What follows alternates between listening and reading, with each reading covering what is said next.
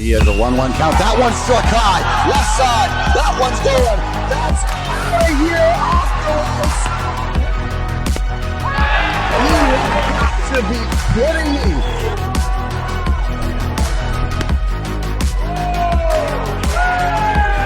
Fireworks.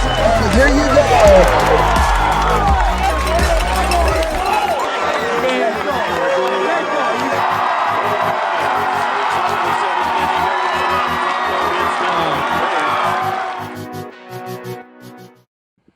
And welcome one, welcome all inside the Rankings Reveal Show here on the IAbaseball Network. Andrew Brown, Cade Nissen helping you to usher in what is going to be a brand new slate of teams ushered in 1 through 16 here on, again, the IAbaseball Network. And glad you're with us and making this part of your day.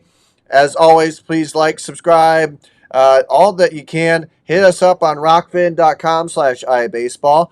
And you can retroactively look at all the top, everybody, every class we got covered, conferences and beyond. So if you haven't quite caught up and you want to get geared up for the rest of the season, hit us up on rockfin.com/IAbaseball. Help what we do, help support what we do, and highlighting the players, coaches, athletes, and umpires who make this great game possible and the greatest show on dirt. Myself, Andrew Brown, Cade Nissen, over here next to me as we get rocking. But before I say anything else, I do want to say make sure to check us out as we are here at Principal Park. We're all across the stage here at Principal Park here on this great Monday. A chance for you to catch us up from the first game all the way to our broadcast, which will be the final game, Johnston-Waukee of the night. We will be there, myself and former Johnston coach Quinn O'Brien jumping on to chat and really to give you the full 1 through 7 innings of what will be a dynamic and potentially a look at a deep postseason battle between the Warriors and the Dragons. And again, this is going to be a fun one. So make sure that'll be on the iSports YouTube page, and it will be yours to look at, to have fun with, and to comment with. But as always, let's continue to dive in. I have myself, Andrew Brown, and Cade. Thanks for joining up again. As always, it's we get to this part of the year, and we're another weekend. We'll see if we can at least go 50% here. My favorite Sunday tradition, Andrew. On Sunday night, we are rankings. I think week one or our second week of the rankings, that video on YouTube had like 1,200 views. I mean, that's a ton. We appreciate all the support tuning in, whether you're just clicking in to see the rankings and then clicking out. Hey, that's fine too. But Andrew and I obviously giving some teams some love in this video. So I appreciate everyone who does stick around and listen to us talk and, shout some teams out, because these rankings aren't easy. There's a lot of teams that we can give love to, and I'm sure we're going to give love to a bunch tonight. Oh, yeah. And any thoughts on any of them? We want to hear it. We don't shy away. Certainly, we're still out there covering games, and so whether it's the videos, photos, or broadcasts, it's all for you guys. So in the end, but Cade, I got to tell you, this was a fun week. This was a fun week for me, a fun week for you too. We had a couple late game thrillers on the same night of all things, and that really has kind of reflected itself in the rankings. Again, we have individual rankers who are former media members, former coaches who have been in the game and around the game for at least, 5+ years. So we have guys who have been so dedicated to the cause, and so we get the chance to have a lot of fun with this. And again, we go ahead and give you what their thoughts are, and try and dive into the minds of our rankers. So just a little bit here, but it was a heck of a week for sure. And I think that in the end, I think everyone got to enjoy some really great baseball for week 2. I should say week 2 gave us some games I hope we find in the state tournament. But anyway, I digress, and let's get right to it here, shall we? Let's start off. Well, first off, Cade, I'll give you. You gave me the option last time. I'll give you. Where do we start off here? Where do we trend here first within 1A, 2A, 3A, 4A? I say we got to go 1A. And I think because this is the first, I'd say, real week of Class 1A. A lot of these teams really did not get going in week 1, and now we're seeing a lot of these ranked teams pick it up. I'll just go ahead and start with my team, Coon Rapids Bayard. This is a team we're always high on in Class 1A, and it's no different this year. This is a team with high expectations, and here they are at number 5, and they're rising because of their hot start, 4-0 right away. They got a big one, though, this week against Woodbine. I know Woodbine is not ranked, but looking at that conference, it kind of looked like it was going to be those two going neck and neck for that title.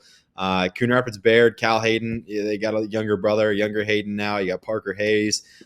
You got a lot of talent there. And I know Coach Waddle is coming up on a very, very significant win mark. I believe he's got 850 right around the corner, either the next game or sometime this week. Is I heard a possibility that he gets that. So obviously one of, if not the better coaches, the state's ever seen over there at Coon Rapids, and they got a beautiful facility. I know they do a great job of taking care of it. But Coon Rapids Bayard, I'll give some love at number 5.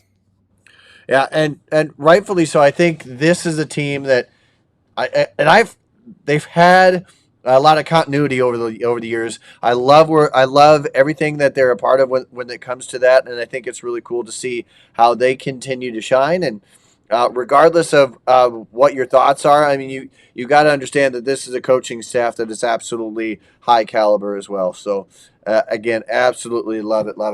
For me, a team that we're used to seeing early on in the season, we didn't quite see in the rankings. And they jump into it this time after a big win over a top 5 3A school. Newman Catholic gets in there. And this is a squad that, honestly, Kate, I think for so long we've been we've been blessed or whatever you want to call it with Max Burt's, Douglas Taylor's of the world. We had for 3 straight years where they barely had maybe 1 or 2 guys graduate from that squad.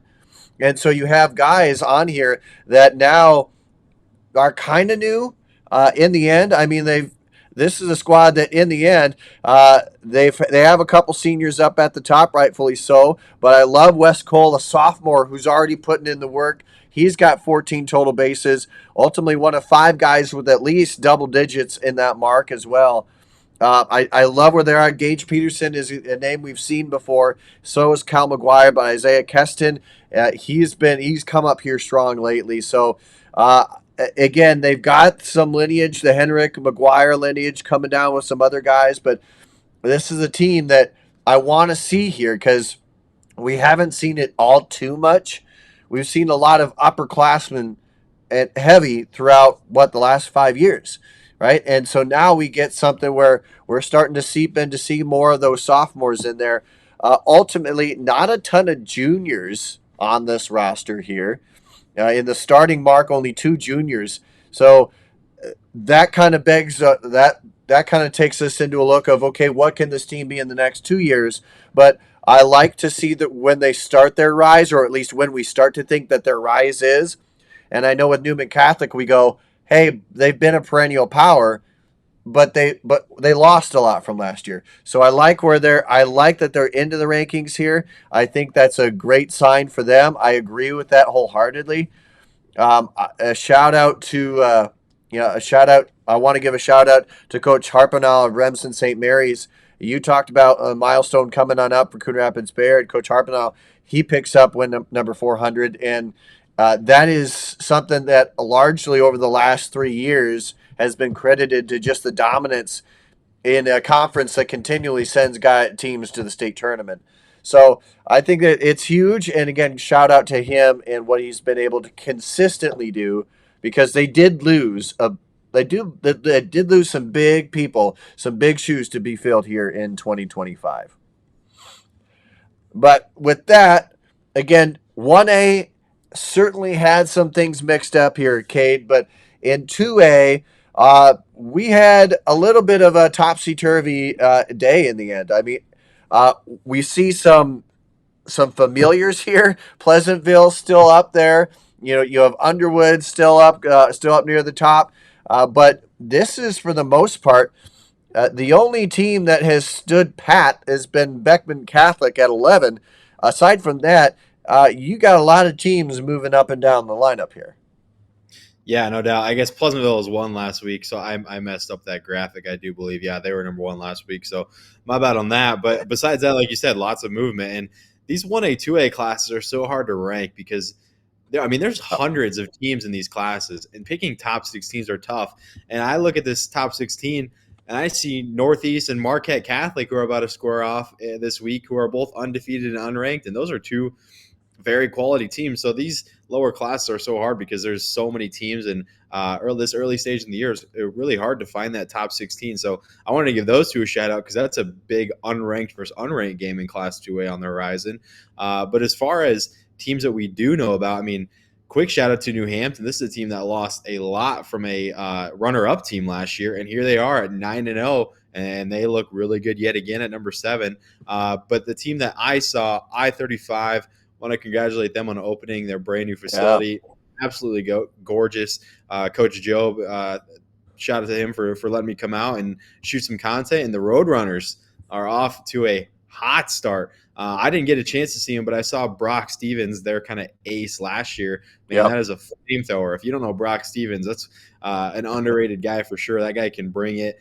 They got Jelsma too as a solid number 2, and this team can hit. And they just play really good baseball. You can tell they're really well coached, and I always enjoy watching them.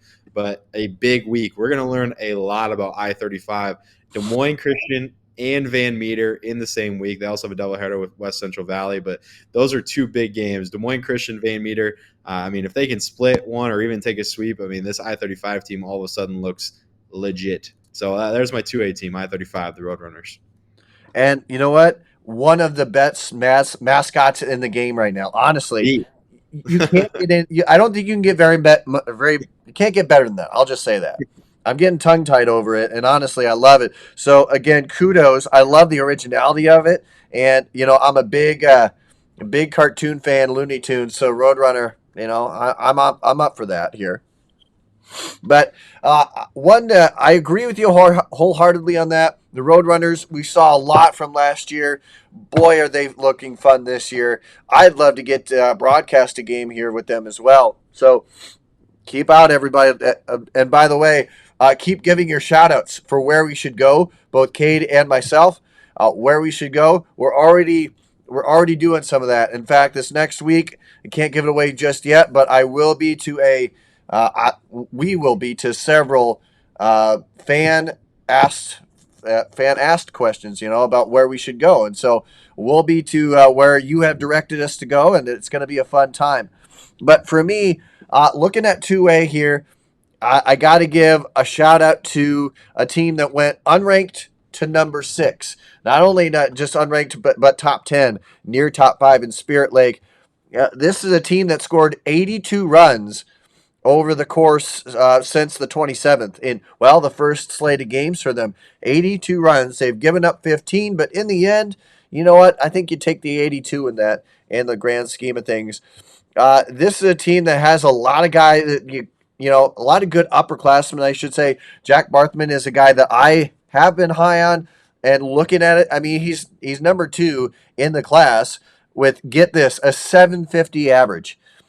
He's played all 6 games. He's had 16 at bats, and he's been able to do that. He's driven in 11, and he's had 6 doubles. So out of his 12 hits, half of them have been doubles. So he's been very impactful for the squad. It's been very fun to watch.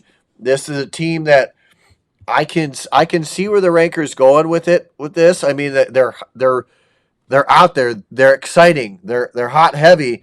The top 3 guys in their lineup are seniors here, and most of those guys are seniors in the roster. Jackson Knutson being the one lone sophomore at the top of that list. So you look at these 1A, 2A squads here, Kate, I agree. It's hard to gauge where they're at and to accurately. Because in the end, you never know what's going to happen. But I think that when you have a team like this who has upperclassmen leadership, you're gonna bank on them a lot more than others.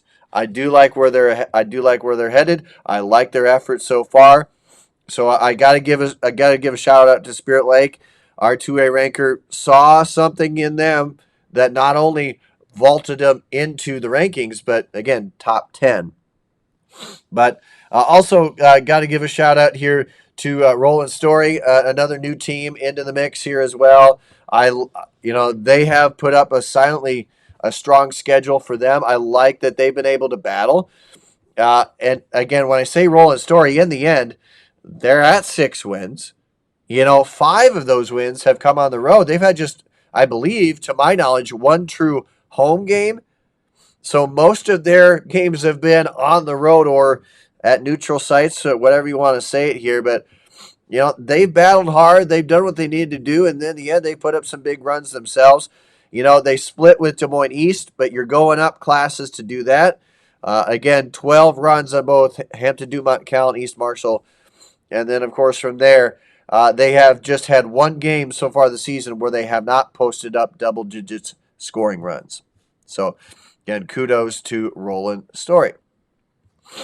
Now, let's transition here, and a few surprises here as we move on to the Class 3A scene here, Cade. And ultimately, I'll start here with this. We see Wahlert. Obviously, we knew Wahlert with one of, I believe, 3 teams in 3A to remain undefeated.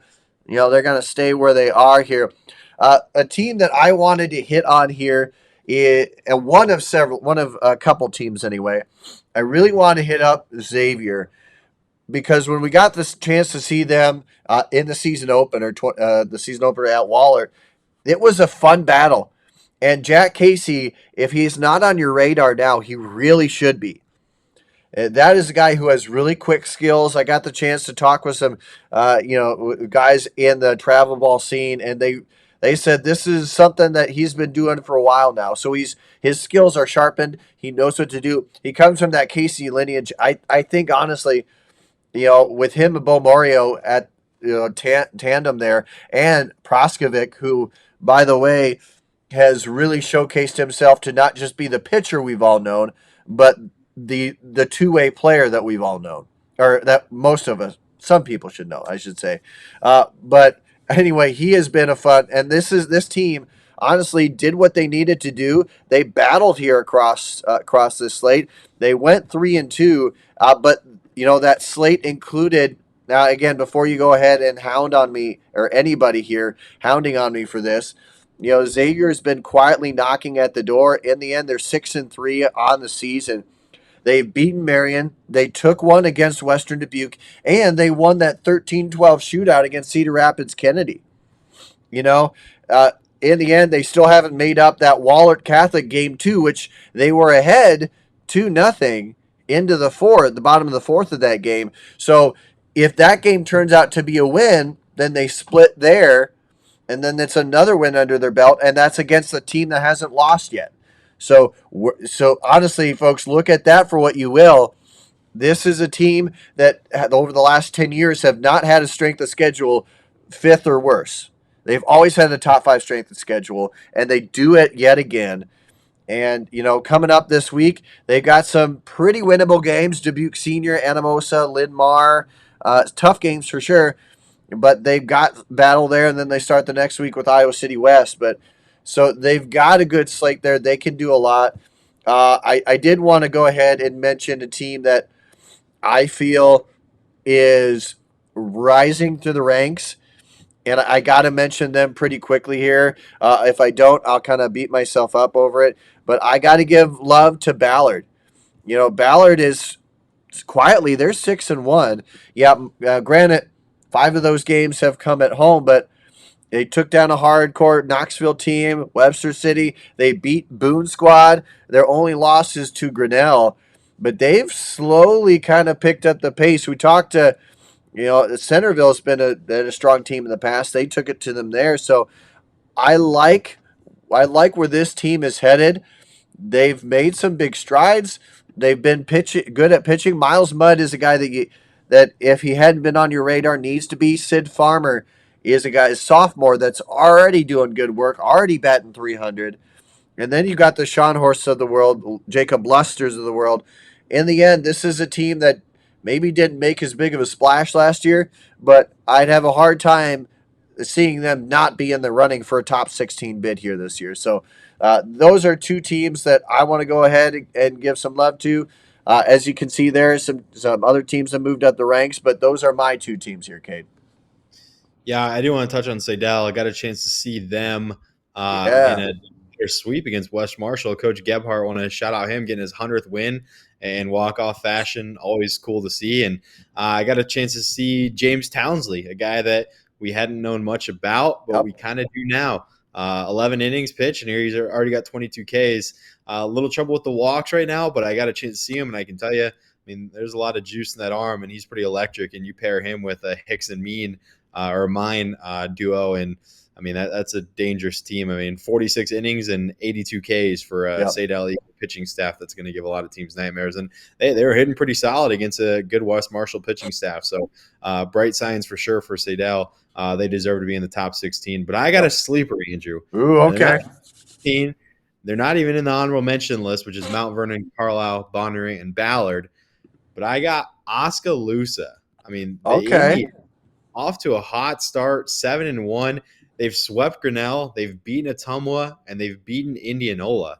And it starts with the pitching. And I think we're looking at an underrated 1-2 pitching in Class 3A. Linus Morrison and Jaden Durande. These two guys both have over 20 strikeouts at this point. And those two look like the horses for this Oskaloosa team that already has some significant wins. I mean, a doubleheader sweep over Grinnell is noteworthy. And now they get DCG this week in a little Hawkeye game that's going to bode well for the standings, down the line in that conference. So Oskaloosa, want to give a shout out to them, not ranked, but a team that's off to a hot start, and there's something to be deserving to that. So if they can keep that up, it might see them sneak in at some point if they can continue that stretch they're on.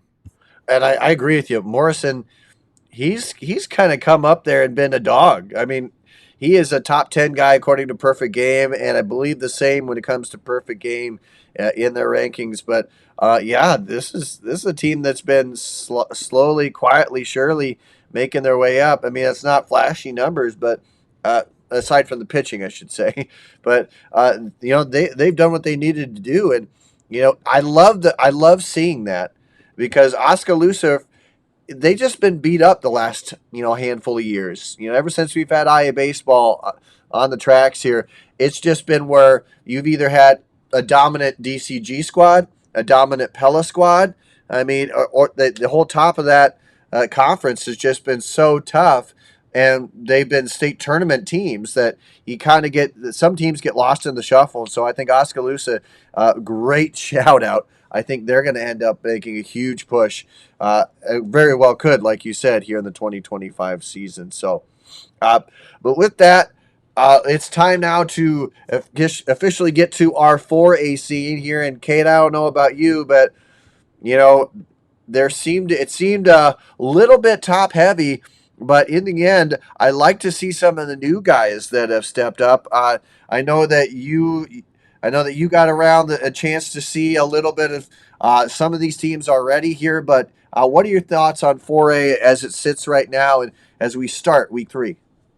Yeah, a lot of movement. First of all, I think we got to shout out Sioux City East going to Johnson, beating the Yep. Dragons. I mean, if you didn't think Sioux City East was legit, you should be able to see that now. And you got a chance to see them on Monday in that Yeah. doubleheader. So, I mean, Black Raiders are here, and they're here to stay. So congrats to them. That's a big-time program win. But the team I'm going to talk about quickly is Valley. I had them on my sleepers list before the season, so I'm not taking credit now because let me tell you, they got a tough stretch coming up. But so far, so good for the Tigers. 8-1. The pitching staff has been incredible. 54 innings, and they got a whip around 1.1, which is always what you want to see. The staff's been good, and they're hitting 295 as a team. And so Valley's looking solid right now, but a big week ahead. Waukee Northwest, Indianola, doubleheader with Johnson, doubleheader with Kennedy. I mean, that is a gauntlet of a week in week 3. So if they can come out on the right side of this week, of this monster schedule, we could be looking at Valley as a team that's going to rise even more. And they've already jumped a lot in the rankings. Yeah, one of the things that with Valley is this is a program that's always been. I mean, heck, they've had a stretch where they won 5 consecutive titles. It's history that is going to be really, really hard to end up dethroning as you go through. But I really like where they're at. I agree. It's a fun squad, and I will give a shout out too. I love your shout out to Sioux City East. I will give a shout out. this is a squad that's had some turnover, guys just graduating. They get everybody back here. I got the chance to see him at the preseason too, and we know Jack Steeler. I mean, in the end, when I saw him at Sergeant Bluff, there was not an at bat that he did not reach base on, not an official at bat that he didn't reach base on anyway. Every time he came up, he got on, and then he is really fast for the height he is. He's really got a lot of speed. And of course, Case and Claiborne, a guy that also in there. They had a number of guys with first time home runs. Uh, again, as going down that line there, there's certainly a lot of guys that had a lot of good impactful innings for them, I guess I should say. I don't know if that, but Bodie Calling was fantastic. Lincoln McCaffrey, but Dane Milton, Chris Ford, those guys, Logan Churkas, all of them had home runs for the first time in the last couple of years anyway in their collegiate careers. So big shout out to them. Chris Ford is an all-state track guy, so they've got a lot of guys that have gone a lot of different sports, and so it works out. But I really think everyone should keep an eye on Jack Steeler. He's going to have double-digit marks and everything going down the road. He truly is legit. Sioux City East, last couple of years, Johnston was kind of that peg to see how far we've come, and they just weren't able to get over that hump. But if they play like they're playing right now in the postseason, I just don't see any way that teams can stop them. Depth was a question, but I think they answered that. Shutting out Johnson, Frankie Stus. I mean, that's Omen's work. I don't know how you do that against a Dragon squad. It's been a rarity to see it, so kudos. But all that without saying here, I got to dive into Fort Dodge here, Cade. Another team that's new to the rankings. Fort Dodge, we haven't really seen them over the last few years make their rankings. And so it's really, really cool to see what they were able to do. And what have they done? Well, they've split with Dowling. Dowling's always going to be a hard-nosed team. And they've also split with Waukee. And that is something here that's big to note. Coming up here this next week, they've got Mason City, Marshalltown, and then they take on Sioux City East and Sioux City West in a tournament here from Dodger Stadium. So in the end, this is a squad that's slowly, silently kind of getting into it. And this is a squad that every year we thought, well, they could do it. They could have it. And then what they do right out of the gates, score 28 runs. So I think that there's a lot to like about this Fort Dodge squad. Rylan Kingery is obviously a guy to look out for. The senior's already done Omen's work, 23 total bases on the year, batting over 500. And he's already had 7 extra base hits in the limited time that they've had in 7 games. So kudos to this squad and what they're up to and what they're doing already. It's very fun to watch. Colton Schultz also, we've talked about some of the underclassmen and what we really try and highlight underclassmen here as well.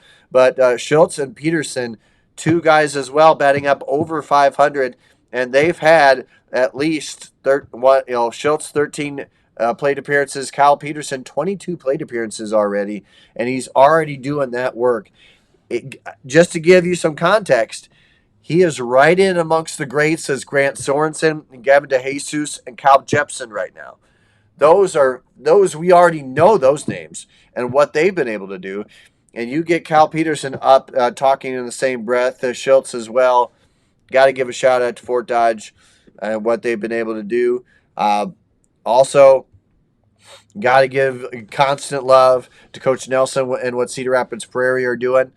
You and I had talked about this last year, Cade, that this was a squad that just didn't have what they wanted last year. And we thought, man, what will that look like as they transition to 2025? And, they've already had some big wins, including a big win over Valley. And that was kind of a statement win, I feel, especially where Valley is headed right now. So, again, kudos to all those teams. And, again, everybody, as you can see up there, the full 1 through 16 has been ranked up there. And I don't know if our 4A ranker went as far as to give.